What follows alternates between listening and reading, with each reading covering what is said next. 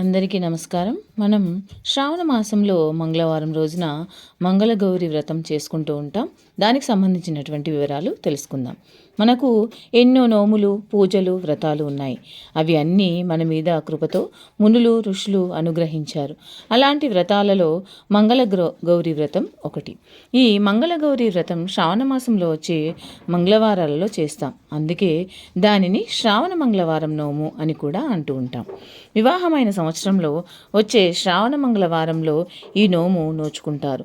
మనకి కొన్ని దీర్ఘకాలిక వ్రతాలు కూడా ఉన్నవి, కొన్ని కొన్నాళ్ళు మాత్రమే చేసేవి ఉన్నవి, ఎల్లప్పుడూ చేసే వ్రతాలు కొన్ని ఉన్నాయి. వరలక్ష్మి వ్రతం, పొలాల అమావాస్య వంటివి, కార్తీక పూర్ణిమ కూడా అంతే, కొన్నాళ్ళు చేసేవి. మంగళగౌరి, అట్లతదియ వంటివి. ఇది 5 సంవత్సరాల వ్రతం. స్త్రీలు తమ మాంగళ్య వృద్ధి కోసం, సకల సౌభాగ్యం కోసం ఆచరిస్తారు. దీనిని కన్నడం వాళ్ళు కూడా చేస్తూ ఉంటారు. కొత్తగా వివాహమైన వారు ఈ సంవత్సరంలో ప్రథమంగా వచ్చే శ్రావణ మంగళవారం నాడు మంగళగౌరిని పూజించి ముత్తైదువులకి వాయనం ఇస్తుంటారు. 5 సంవత్సరాలు అలా వ్రతం ఆచరించాక అప్పుడు ఉద్యాపన చేస్తారు. ముందుగా వినాయకుని పూజించి మంగళగౌరిని అర్చించి ధూపదీప నైవేద్యాలు సమర్పించి అప్పుడు గోధుమ పిండి లేక బియ్యం పిండితో ప్రమిదలు చేసి అందులో ఆవు నెయ్యితో జ్యోతులు వెలిగించి ఆ జ్యోతుల మీద ఒక అట్లకాడను పట్టుకొని కథ చెప్పుకుంటూ ఆ కథ అయ్యేదాకా ఆ అట్లకాడను పట్టుకుంటారు. అప్పుడు కాటుక తయారవుతుంది. ఆ కాటుకను తాను కళ్ళకు పెట్టుకుని ముత్తైదులందరికీ కూడా ఇస్తారు. మంగళగౌరి వ్రతంలో నానవేసిన శనగలు వాయనమిస్తారు. సాయంత్రం ముత్తైదులను పిలిచి పళ్ళు, తాంబూలం, శనగలు వాయనమివ్వాలి. ఆ కాటుక కూడా ఇవ్వాలి. వారిని గంధంతో సత్కరించి కాళ్ళకి పసుపు పూసి పారాని దిద్ది మంగళగౌరిగా భావిస్తారు.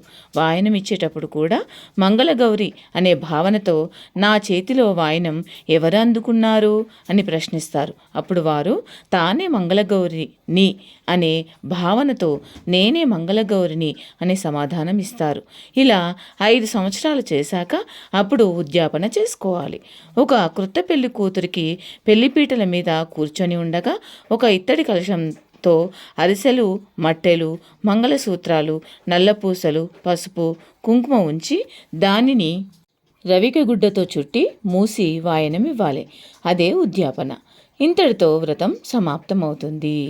ఈ విధంగా మనం పెళ్లి జరిగిన తర్వాత వరుసగా 5 సంవత్సరాలు ఈ విధంగా శ్రావణ మాసంలో వచ్చేటటువంటి మంగళవారాల్లో ఈ విధంగా పూజను ఆచరించి మనం తర్వాత ఉద్యాపన చేసుకోవాల్సి ఉంటుంది. ఉద్యాపనకు సంబంధించింది కూడా ఇక్కడ తెలియజేశాను. వ్రత విధానం మాత్రం ఇదే అయినా కొందరు వాళ్ళ ఆచారం ప్రకారం ఆనవాయితీని అనుసరించి వెలిగించే జ్యోతులు ముత్తైదులలో మార్పులు చేసుకుంటారు. కొందరు మొదటి సంవత్సరం 5 జ్యోతులు వెలిగించి 5గురు ముత్తైదులకు వాయనమిస్తారు. 2వ సంవత్సరం 10 జ్యోతులు వెలిగించి 10 మందికి వాయనమిస్తారు. అలా జ్యోతులు, ముత్తైదులు వీరి సంఖ్య పెరుగుతూ ఆఖరి సంవత్సరంలో 25 జ్యోతులు, 25 ముత్తైదులు అవుతుంటారు. శ్రావణ మాసంలో వానల వల్ల బురదలో, తడి నీళ్లలో ఆడవాళ్ళు నడుస్తారు. పసుపు క్రిమి సంహారిణి కాబట్టి అది కాళ్ళకు రాసుకుంటే కాళ్ళు బరువు అవ్వడం, పుల్లు అవ్వడం అటువంటివి ఉండవు. అలాగే స్వచ్ఛమైన ఆవు నెయ్యితో చేసిన కాటుక పెట్టుకుంటే కళ్ళకి అందాన్ని ఇవ్వడమే కాకుండా కూడా ఆరోగ్యప్రదాన్ని కూడా ఇస్తుంది. మరియు హిందూ మత విశ్వాసాల ప్రకారం శ్రావణ మాసం ఎంతో ముఖ్యమైనది. ఈ మాసంలో ప్రతి మంగళవారం పార్వతీదేవిని మంగళగౌరి రూపంగా కొలుస్తూ ఉంటాం. వివాహిత మహిళలు ఈ అమ్మవారి వ్రతాన్ని ఆచరించడం వల్ల ఆ తల్లి కోరికలన్నీ నెరవేరుస్తుందని నమ్ముతూ ఉంటాం. అంతేకాదు తమకు కష్టాల నుంచి విముక్తి లభిస్తుందని, అందుకే ఈ పవిత్రమైన రోజున ఉపవాసం ఉంటుంటారు.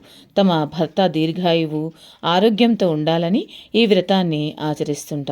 మరోవైపు వివాహం కాని స్త్రీలు సైతం తాము కోరుకున్న భాగస్వామి కోసం మంగళగౌరి వ్రతాన్ని ఆచరిస్తారు.